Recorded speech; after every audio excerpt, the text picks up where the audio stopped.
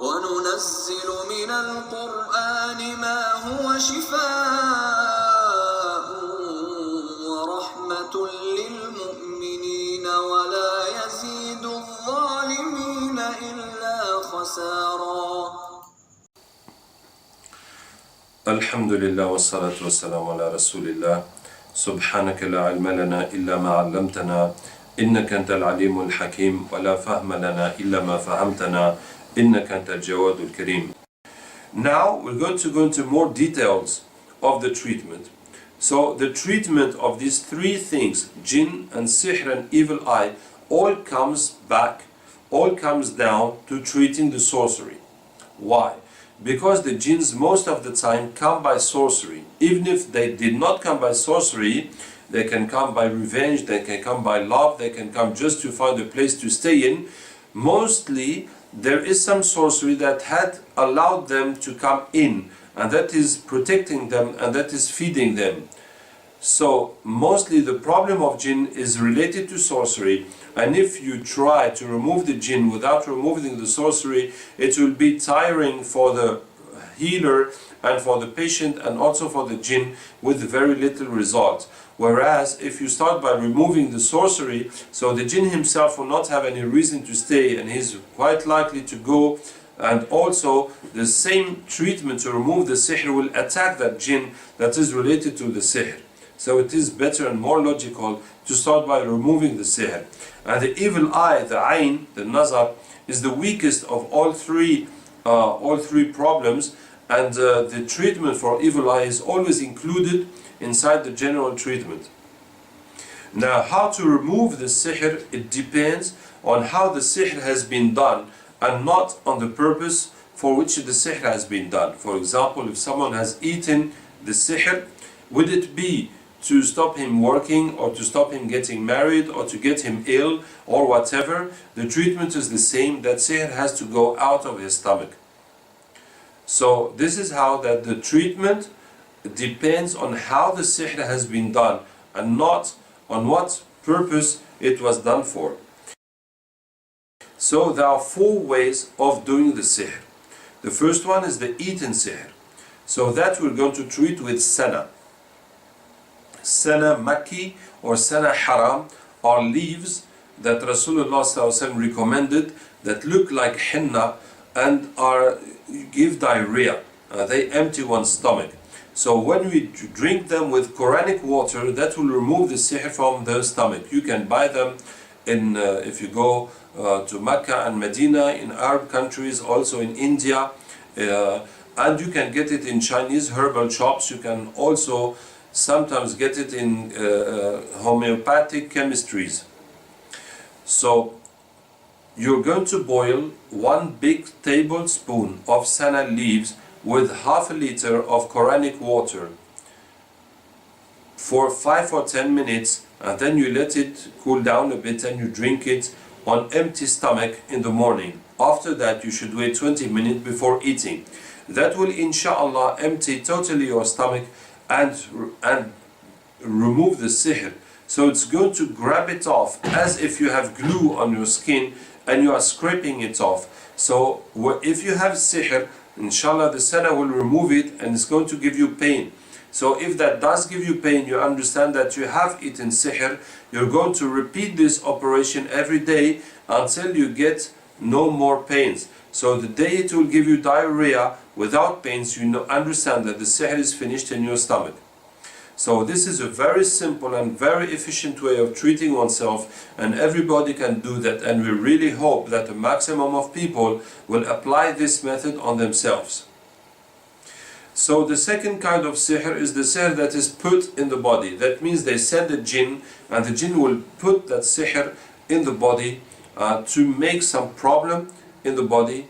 For example, to stop a woman having children, they will put the sihr in her ovaries. To stop a student understanding or working at school, they'll put the sihr in his mind.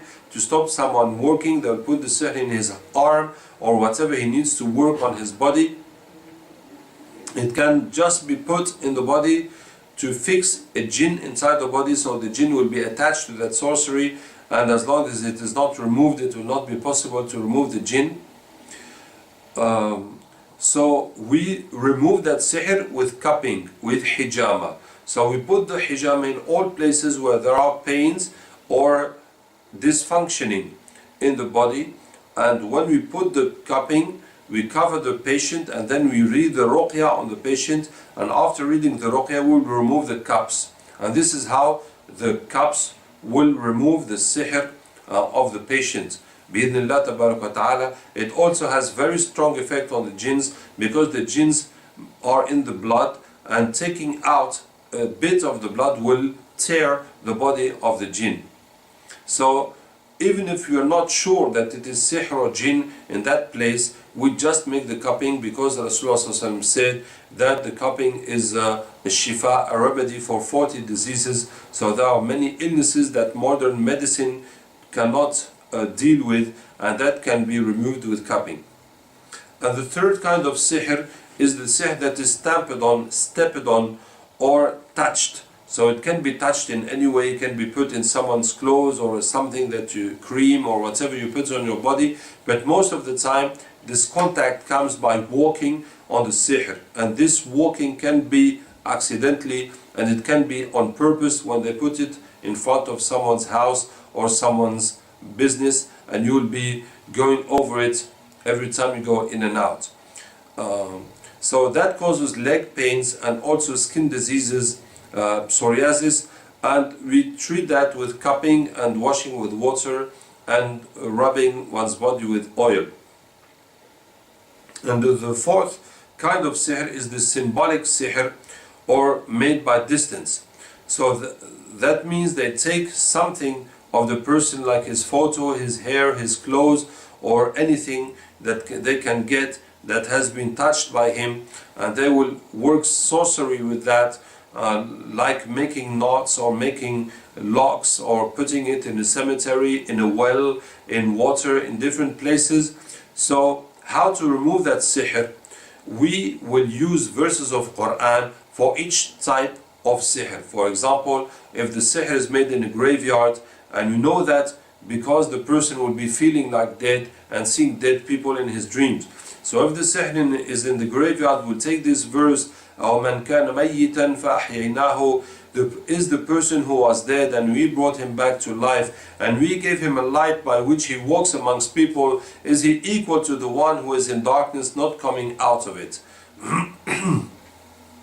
It is in Surah An'am, the verse 123. So we will read that verse, add that verse in the water the patient is going to wash with, either by reading it or by writing it and diluting it, and the person will wash with that water and the sihr will go, inshallah. So it is very simple and very clear method, based on Quran and based on logical understanding of the symptoms of the person. So we have 45 verses for 45 different kinds of sihr, that and the ways of understanding them and detecting them. For example, I was in Ivory Coast, and many patients were seeing fish in their dreams, and some see fresh fish, some see dead rotten fish, some see cooked fish, some see dried fish. And we were wondering, what kind of thing is this? How come all these patients see the same dreams about fish? It means that there is some kind of sihr that is using fish or related to fish. So we made some inquiry, and we found out that the sorcerers, magicians, have a method of making sihr.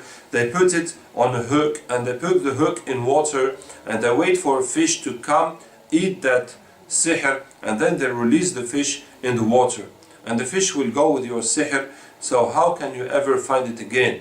And the people see the fish in their dreams according to what happened to your own fish. So you're seeing fresh fish, or dead fish, or cooked fish, or dried fish, or whatever kind of fish, depending on what happened to your own fish. And some patients also see sharks. That means that your fish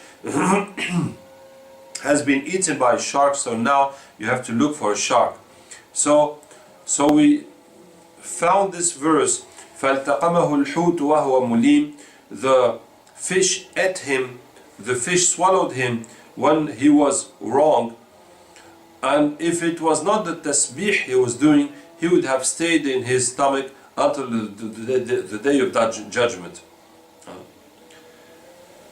So we add this verse in the water of the patient, and the patient will wash with it, and the sihr will go.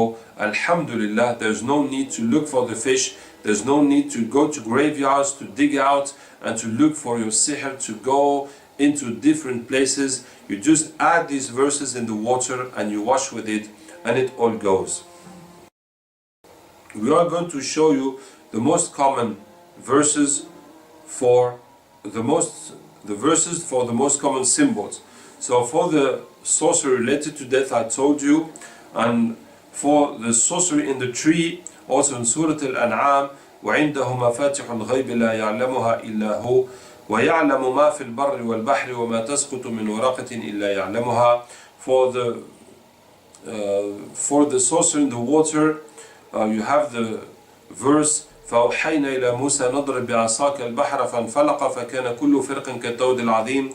For the lock, أولم يرى الذين كفروا أن السماوات والأرض كانتا رتقا ففتقناهما وجعلنا من الماء كل شيء حين فلا يؤمنون. For the knots, ويسر لي أمري واحلل عقدة من لساني يفقهوا قولي. For the footsteps, أركض برجلك هذا مغتسل بارد وشراب. For the sexual sorcery, بدت لهما سوآتهما وطفقا يخصفان عليهما من ورق الجنة فلينظر الإنسان مما خلق من ماء دافق. And for the sorcery in the toilet, so وربك فكبر وثيابك فطهر والرجز فاهجر.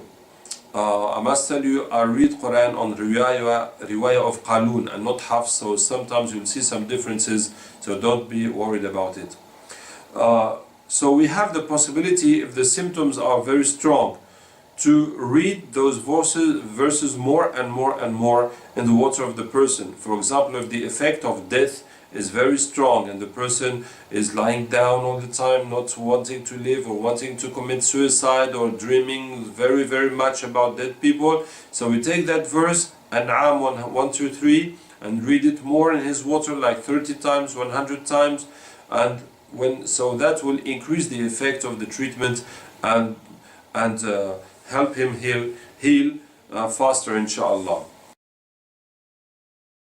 So the result of all this is that you can understand your problems on your own and you can treat yourself. By the grace of Allah Ta'ala, this makes it all clear. This makes it all clear what is happening in your life, what has been done to you, how can you treat yourself, how can you do that. It is all clear, inshallah, from A to Z. And this whole treatment is based on Quran and using the hadith, a specific hadith of Prophet ﷺ where he says Allah has created illness and remedy, and Allah has made for each illness a remedy. When the remedy is put on the illness, the person will heal, will cure by Allah's will. So the remedy is Quran, and all these tools that are water, oil, senna leaves, cupping, all that is to put the Quran on the sorcery or on the jinn or on the ayn, so that the person will be cured.